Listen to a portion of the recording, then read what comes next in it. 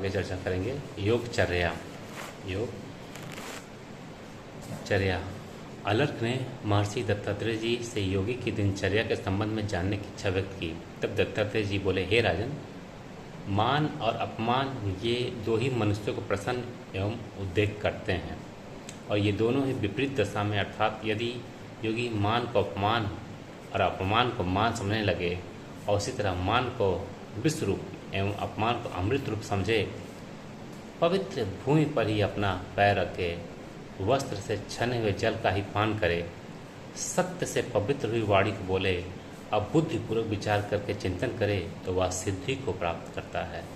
सिद्धि की योगी इच्छुक व्यक्तियों को कभी भी आतिथ्य, श्राद्ध, यज्ञ, यात्रा, महोत्सव में और महाजनों के पास कभी गमन नहीं करना चाहिए।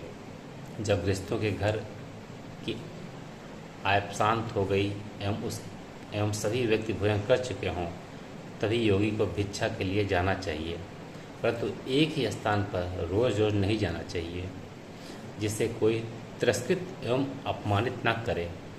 इस प्रकार का प्रयत्न करता हुआ योगी अपने साधुत्व को नष्ट न करते हुए आनंद पूर्वक विचरण करता है।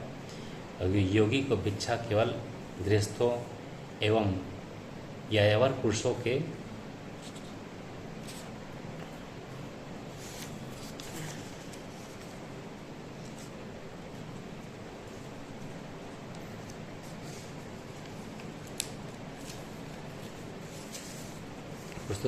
घर से ही वह विशिष्ट श्रद्धालु, चतुर, क्षत्रिय, महात्मा, निर्दोष एवं जो नीच प्रकृति का न हो वहीं से लेनी चाहिए।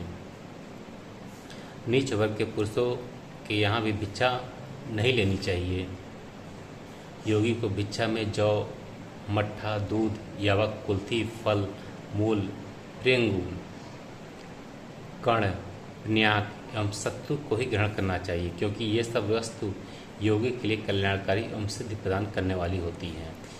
योगी पुरुष को भोजन करने से पूर्व मौन धारण करके एक बार आचमन करके प्राणाय स्वाहा कहकर प्रणाम ग्रास ग्रहण करें।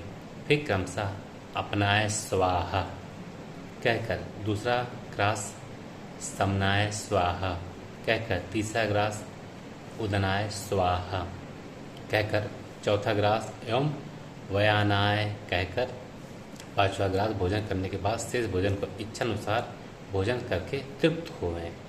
तत्पश्चात जल पीकर आचमन करके हृदय को स्पर्श करना चाहिए। हृदय को अस्तेय, ब्रह्मचर्य, त्याग, आलोक एवं अहिंसा, इन पांचों महान व्रतों को धारण करते हुए अक्रोध, बिना किसी कार्य का अक्रोध, गुरु सेवा, पवित्रता, अल्पाहार एवं नित्य स्वाध्याय, इन 5 नियमों को पालन करना चाहिए। योगी पुरुष को ज्ञान की विविधता के चक्कर में न पड़कर सारभूत एवं कार्य को सिद्ध प्रदान करने वाले ज्ञान की ही उपासना करनी चाहिए।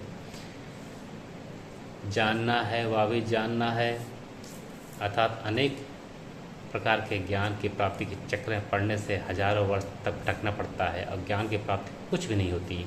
ज्ञान की प्राप्ति कुछ भी नहीं होती। संग